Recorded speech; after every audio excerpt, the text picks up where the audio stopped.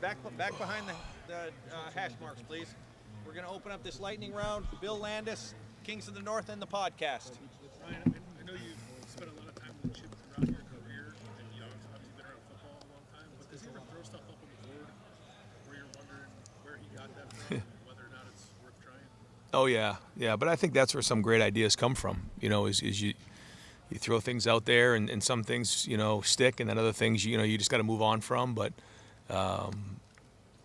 I think that's all healthy. And I think, but that's the part you got to really do a good job of, is figuring out what are the things that are good change-ups that can give us, something, and what are the things that, can get too watered down, and then before you know it, we're having a hard time executing things. So that's the constant conversation, and we're always trying to chase that on offense. But, we're not short on ideas and creativity, and that's a good thing. Tim May, Letterman Row. Ryan, kind of touched on this a little bit yesterday, but what was that moment when you decided this year you're going to kind of let it all hang out to a certain extent? I mean, the going for it on fourth down situations and things like that. Is it, like you said, it's because you've got a talented team, you don't want to waste it? I mean, what is just sort of behind it? No, every decision that's made is made based on winning the game, and so, we're going to do that. And that's it, and you do everything you can to make sure you're putting your guys in the best position to win the game based on all the different criteria that are in play. That's it, and I don't know what else to say. There's certain times where, you go for it and you make it, and it's a great decision. You go for it, it doesn't work out, it's a bad decision. That's kind of how it goes, and I see that happen across the board. But, we do want to be aggressive and put our guys in a situation to go win games and make sure we're attacking and have that mindset. But the payoff makes it worth it, right? I mean, is that yeah. when you're successful? Yeah, that's exactly right. But, and that's, our guys, we work hard on those situations, and I think, it's our job to make sure, everyone in the program knows, in this certain situation, we got to be ready for this. Here's the play that we're going to run, here's what we can expect, and then we got to go execute it. But it ends up coming down to the guys on the field, and then whether they execute it or not, and they're the ones that deserve all the credit. Kellyanne Stitz, WSYX.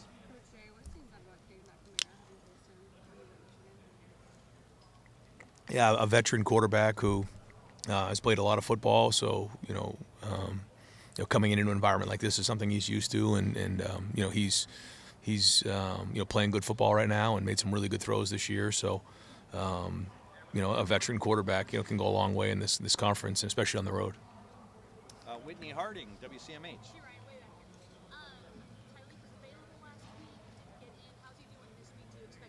Yeah, we expect him to play. Bill Rabinowitz, Columbus Dispatch. There are more good players in Ohio than you can possibly recruit. Caleb Johnson's one of those guys that just didn't recruit. Can you explain why? And did you see his comments, thoughts on, he said basically, I'm glad they didn't recruit me. I just want to be. Oh, yeah, no, I didn't see any of those. But, I've followed his career, and he's done great. He's developed into a really, really good football player. And, we always want to recruit Ohio players, and so we certainly, love to see Ohio players do well. We don't like it when we're playing against them for sure, but that we can't sign everybody, and we're proud of guys that leave the state and do well. So he's done a great job as a running back, and he's playing really good football right now. Dan Hope, 11 Warriors.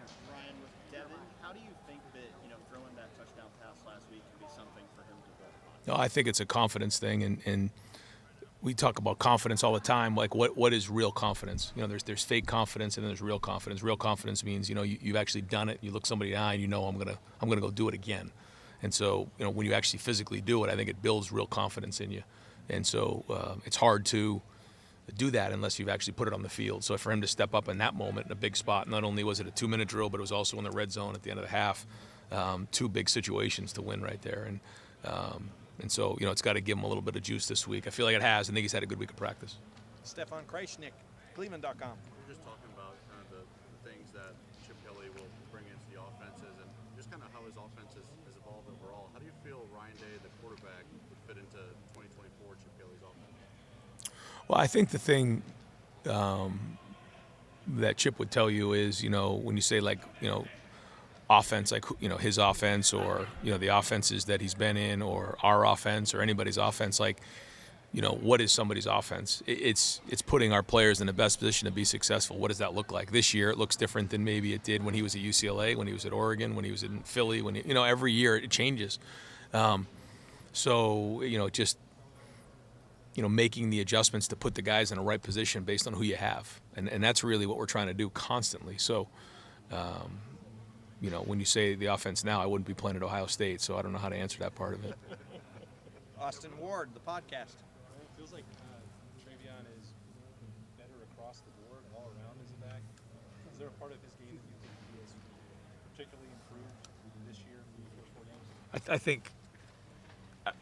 think, we all can see the pass protection has been really a strong point, and I feel like we're running downhill as a group, stronger, and hitting things. Even the trap that we hit. I mean, we hit that the other day, and it came out the back end, and so playing a little bit more discernment across the board, a little more confidence. But that's got to continue against a really good defense this week. Spencer Holbrook, Letterman Row. I know Ty was in there the last 2 weeks, but without Ty Lee, do you feel now getting Ty Lee back that there was something leadership-wise missing from that defensive line rotation there, and now getting Ty Lee back? What does that mean for you guys? Not just on the field, but from a leadership standpoint. Tyleek's a great player, but like you said, he's a leader, and there's a lot of communication in there. One thing about Tyleek, he's got a very, very high football IQ, and so there were times where we did miss him, but it was good to see other guys step up too, and we need to continue to see that. But there's no question that he's a very, very strong player, makes a lot of plays, but also has leadership. He's been in the program for a while, and has strong relationships with everybody on the team, but in particular the guys up front, and helps in that part of it for sure. So good to have him back this week. Dave Biddle, 24/7 Sports. Back to running backs for a second, Ryan. How much of that is the influence of Carlos Lawton? I'm not asking you to disparage the previous running backs coach, but how much is that influence of Carlos Lawton? He works hard at it. You can feel him. You can actually hear him before you see him. He's got a lot of energy, and he wants that room to reflect who he is as a person. He said that the minute he got in here when he first talked to the team. But it isn't just the running backs. He has an impact on a lot of guys on his team, and there's an energy, there's a toughness, there's a mindset that he likes to bring, and it's been contagious. And final question, Dave Biddle. No, my bad. Cam Teague Robinson, The Athletic. Brian, talking a little bit about He's obviously second in the country in rushing, but he's third in the country in yards after contact.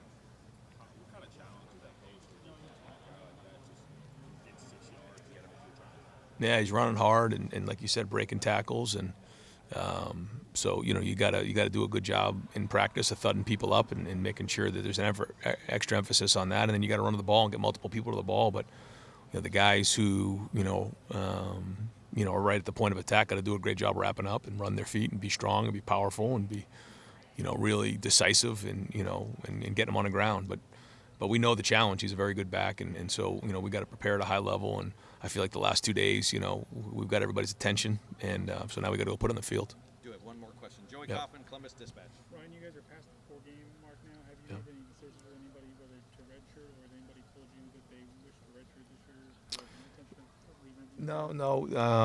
I don't have the sheet in front of me right now, so I won't be super accurate with that. I can probably get it to you on Tuesday. So we'll make sure we bring that up. The guys who have played 4 games, but the guys that we feel like are going to play for the rest of the season, and we're going to need for the rest of the season. We'll keep playing those guys in games. The ones that we're not sure of, unless we need them, we'll hold off on that.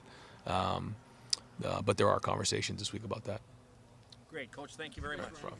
Yep.